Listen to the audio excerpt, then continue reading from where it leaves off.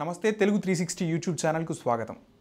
మనం ఈరోజు నగరి నియోజకవర్గం మీద చిన్న విశ్లేషణ చేసే ప్రయత్నం చేద్దాం. నగరి ఈ పేరు వినగానే మనకు టక్కున గుర్తొచ్చే పేరు ఆర్కే రోజా గారు. ఆమె సాధారణంగానే సెలబ్రిటీ, వైసీపీలో ఉన్నటువంటి నేతల్లో ఒక ఫైర్ బ్రాండ్ నేతగా మనం చెప్పుకోవచ్చు. మరి వైసీపీ అభ్యర్థి ప్రాతినిధ్యం వహిస్తున్నటువంటి నియోజకవర్గం మీద రాష్ట్రంలో ఇంత క్యూరియాసిటీ నెలకొంది కాబట్టి ఇది ఒక ప్రత్యేకమైనటువంటి నియోజకవర్గంగా మనం చెప్పుకోవచ్చు. మరి ఇంతటి ప్రాబల్యం కలిగినటువంటి నియోజకవర్గం మీద ప్రతిపక్ష అధికార పక్షాలు తమ దృష్టిని బలంగానే కేంద్రీకరించాయనే చెప్పుకోవాలి. గత ఎన్నికల్లో రోజా గారు స్వల్ప మెజార్టీతో గెలవడం జరిగింది. ఈసారి అత్యధిక మెజార్టీతో గెలవాలని వైసీపీ, ఎలాగైనా చేజారిన సీట్ను దక్కించుకోవాలని టీడీపీ వ్యూహ ప్రతివ్యూహాలకు పదును పెడుతున్నాయి. మరి ఈసారి నగరిలో ఎలా ఉండబోతుంది సీన్ చూద్దాం. చిత్తూరు జిల్లాలోని నియోజకవర్గాల్లో నగరి నియోజకవర్గం ఒకటి. నియోజకవర్గంలో మొత్తం 5 మండలాలున్నాయి. 1 నగరి, 2 నింద్ర, 3 విజయపురం, 4 పుత్తూరు, 5 వడమాలపేట. నగరి నియోజకవర్గంలో దాదాపు 1,80,000 మంది ఓటర్లున్నారు. దాదాపుగా అన్ని సామాజిక వర్గాలకు చెందిన ఓటర్లు నగరి నియోజకవర్గంలో ఉంటారు. అందులో బీసీ ఓటర్లు అధిక సంఖ్యలో ఉంటారు. దళిత సామాజిక వర్గానికి చెందిన ఓటర్ల ప్రాబల్యం కూడా అధికంగానే ఉంటుంది. ఇక తమిళనాడుకు చెందిన వారు కూడా చాలా మంది స్థిరపడడంతో వారి ఓట్ల ప్రభావం అభ్యర్థుల గెలుపోటములను నిర్దేశిస్తుందనడంలో ఎటువంటి సందేహం లేదు. గతంలో ఈ నియోజకవర్గం కాంగ్రెస్కు మంచి ప్రాబల్యం ఉన్న ప్రాంతం. ఈ నియోజకవర్గంలో మొత్తం 12 సార్లు ఎన్నికలు జరిగితే కాంగ్రెస్ పార్టీ నాయకులు ఇక్కడి నుండి 7 సార్లు విజయం సాధించారు. 2 సార్లు ఇండిపెండెంట్లు, తెలుగుదేశం పార్టీ 2 సార్లు తన జెండా ఎగురవేసింది.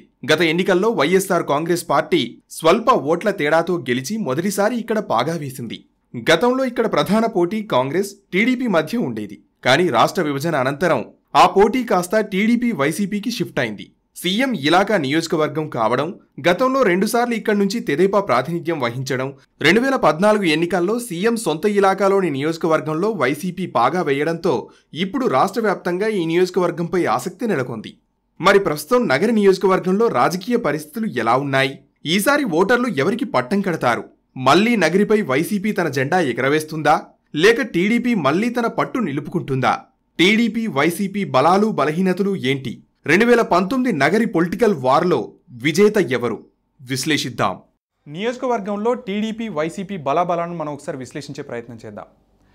ముందుగా టీడీపీ బలాలు ఏంటంటే, గాలి ముద్దుకృష్ణమనాయుడికి నియోజకవర్గం వ్యాప్తంగా ఉన్నటువంటి అభిమానగణం, అనుచరగణం ఒకటైతే, ఆయన చనిపోయిన తర్వాత జరిగే ఎన్నికలు కాబట్టి ఆ విధమైనటువంటి సింపతి కూడా వర్కౌట్ అయ్యే అవకాశం ఉంది. ఇక టీడీపీ బలహీనతలు, టీడీపీకి ప్రధానంగా బలహీనతలు ఏంటంటే, వాళ్ళ తండ్రి మరణం తర్వాత ఈ టికెట్ కోసం కుమారులు ఇద్దరూ పోటీ పడ్డారు.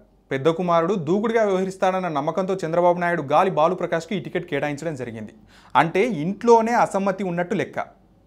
ఇక గాలి ముద్దుకృష్ణమనాయుడు అనుచరులు కూడా గాలి భానుప్రకాష్కు సహకరిస్తారా అంటే అనుమానమే అంటున్నాయి టీడీపీ శ్రేణులు. వైసీపీ బలాల గురించి చూసుకున్నట్టయితే వైసీపీ ప్రధాన బలం ఆ పార్టీ అభ్యర్థి రోజానే చెప్పుకోవాలి. ఆమె సెలబ్రిటీ, మంచి ఫైర్ బ్రాండ్ ఉన్న నేత. టీడీపీ కాంపౌండ్ నుంచి ఎటువంటి విమర్శ వచ్చినా కూడా ఆమె సమర్థవంతంగా తిప్పికొడతారు. రోజా గారు సాధారణంగానే మంచి వాక్చాతుర్యం ఉన్న నేత, అందరికీ తెలిసిన విషయమే. గతంలో గాలి ముద్దుకృష్ణమనాయుడు వంటి సీనియర్ టీడీపీ నేతనే ఓడించినటువంటి చరిత్ర ఈమెకుంది. ఇక నియోజకవర్గంలో తమిళ ఓటర్ల ప్రభావం కూడా అధికంగానే ఉంటుంది. దాదాపు ఈ నియోజకవర్గంలో 60,000 పైచూలకు తమిళ ఓటర్లు ఉన్నారు.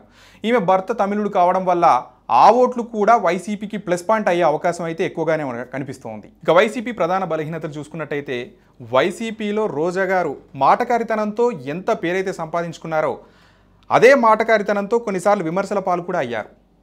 ఇక ఆమె నియోజకవర్గంలో అందుబాటులో ఉండరని, ప్రజా సమస్యలను వినడానికి సమయం కేటాయించారనే ఒక ప్రధానమైనటువంటి విమర్శ కూడా రోజా గారి మీద ఉంది.